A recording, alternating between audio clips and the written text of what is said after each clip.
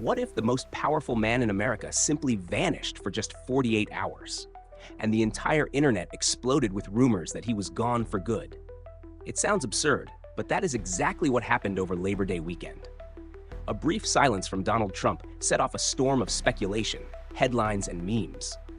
The question raced across search engines and social media faster than wildfire.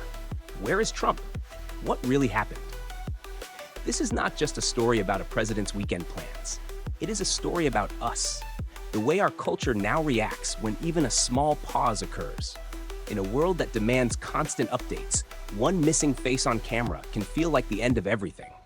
The absence of Trump's usual noise created something louder than words, a void that people rush to fill with their own fears, fantasies, and conspiracies.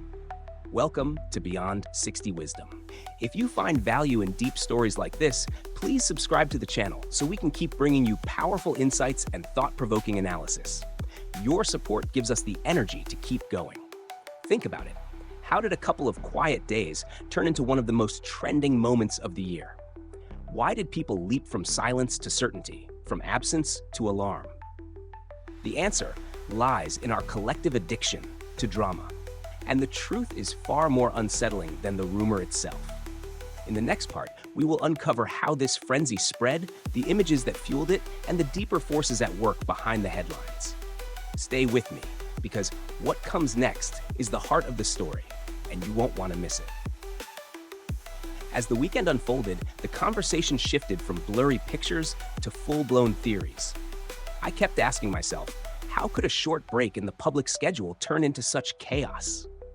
The answer lies in the way Trump built his own image over the years. He turned every day into a show. Tweets, rallies, constant interviews, so much that people came to expect him on stage at all times. When the curtain dropped, even for just a moment, the silence itself became the loudest headline. What we saw wasn't just rumor, it was the internet proving how addicted it had become to his presence. The most revealing part was how quickly people drew sweeping conclusions from tiny fragments. A bruise on his hand was called evidence. A day without a speech was labeled suspicious.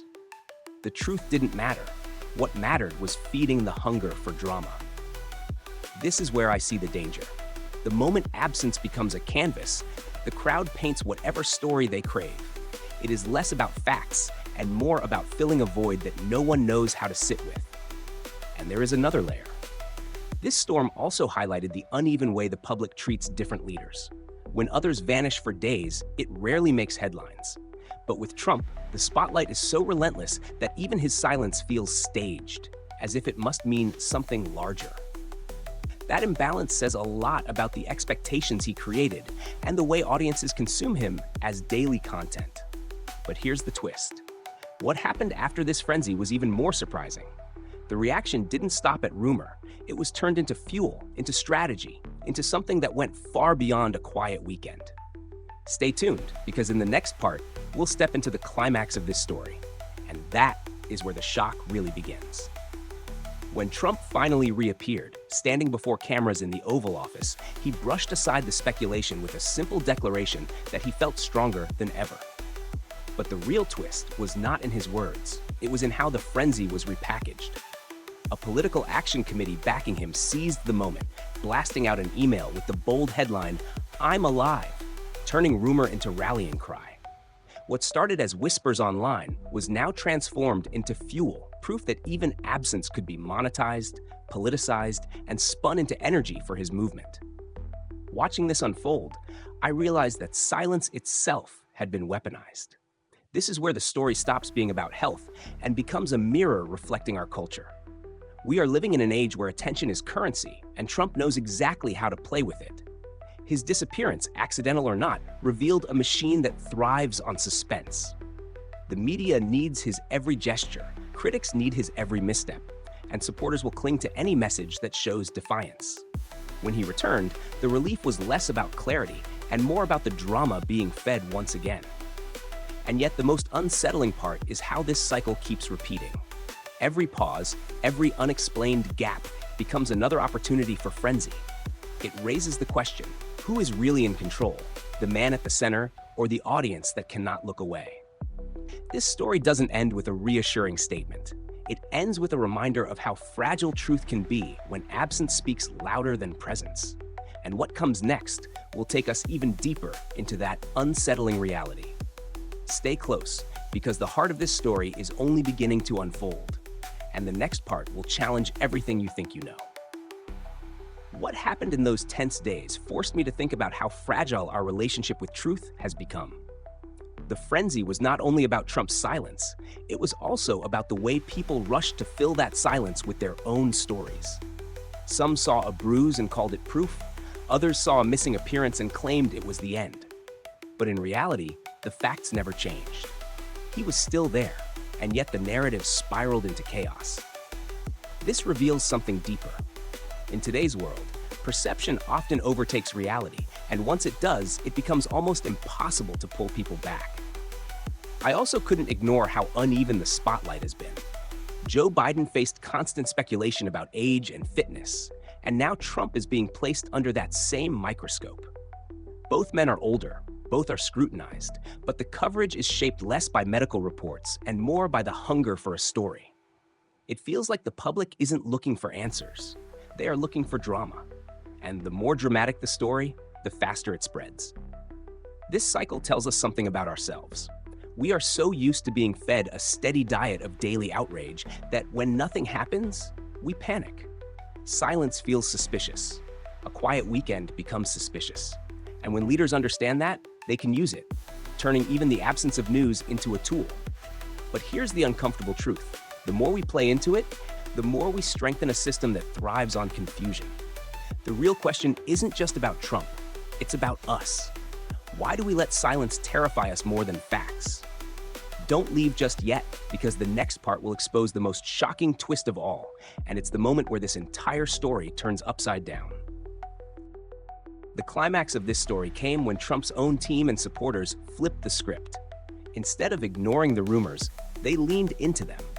A fundraising email landed in inboxes with the headline, "I'm alive," mocking the speculation, while at the same time using it to spark donations. What began as chatter on social media was transformed into a political tool, a way to rally his base and keep the spotlight firmly on him. To me, this was the most shocking turn, because it showed how even false assumptions can be redirected into power if handled skillfully. What stands out here is not whether people believe the rumor, but how quickly it was monetized. It proves that in today's media landscape, every narrative, true or not, has the potential to become fuel. Silence became suspense, suspense became rumor, and rumor became opportunity.